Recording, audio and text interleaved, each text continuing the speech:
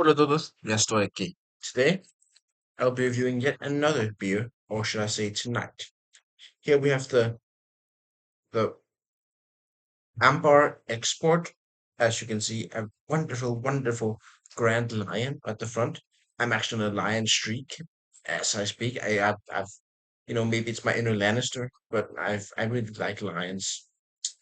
And naturally, we have as a 7 percentage, so fairly strong one that we're starting off with today. I have patience for these sorts of beers because I tolerate them for the fact that they have this grand amount of alcohol within it that truly enhances the mind, the soul even. Some might say that the soul can only be enhanced through alcohol, that alcohol is the key to salvation of the soul. But, whatever. That's a theoretical belief, one that I maybe subscribe to, but I will make nothing clear as of yet. Now, a 7 percentage, I will start with the art and say that this line is wonderfully enticing. Unlike the last beer, where the line was rather small and altogether easy to forget existed, this line is grand, it's imposing, it's big, and it's even on the back too. So really, you're not losing out of this. The lion, which is the primary design feature that you really want, is present a lot, and you really notice it, and it's just, I think it's really cool. It's sort of stereotypical, like fantasy. Oh, the lion fit. It's really stereotypical, but it's also just cool. I mean, you can try, yeah, you can say stereotypical. I just ultimately find this rather cool, even despite the fact that yes, it is kind of a classic trope. And I associate lion with fantasy, of course, given that I am a massive nerd, as per my own admission. Now, having started with the taste, I believe, well, not the taste, the art. I believe it's time that we move on to the smell and the taste. I will open it when covered under a layer of paper because I have terrible luck when opening these things normally, and it usually ends up with spilling all over the place, and I get close to crying, so I don't want that. Oof. Ooh. Oh, crisis averted.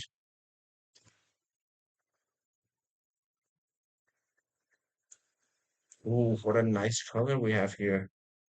Good Lord. Look at this deep, deep, deep brown color. Reminds me of rum.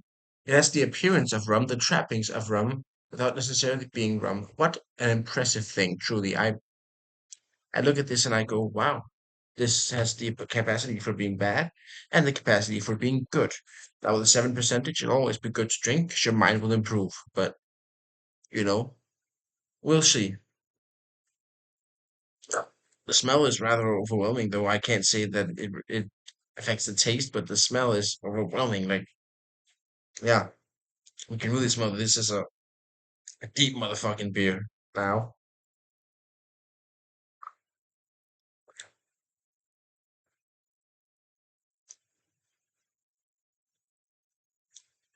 You know, for these types of beers, the malt beers, the deep beers, this is actually rather survivable as far as they go. Like, look,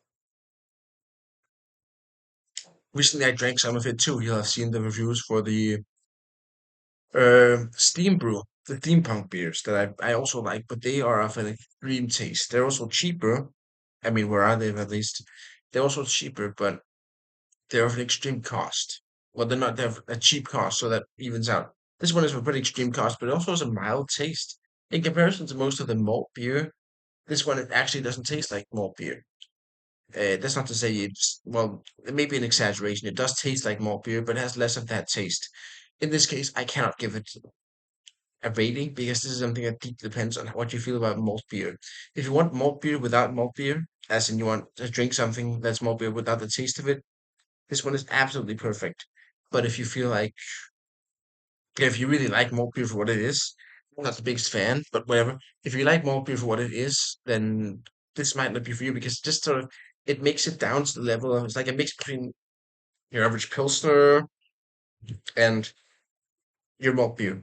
It doesn't cross into either territory. And for this reason, for the benefit of the people watching, I don't want to give it a rating because this is the sort of thing that will heavily that will swing between ratings depending on your personal tastes, if you understand me.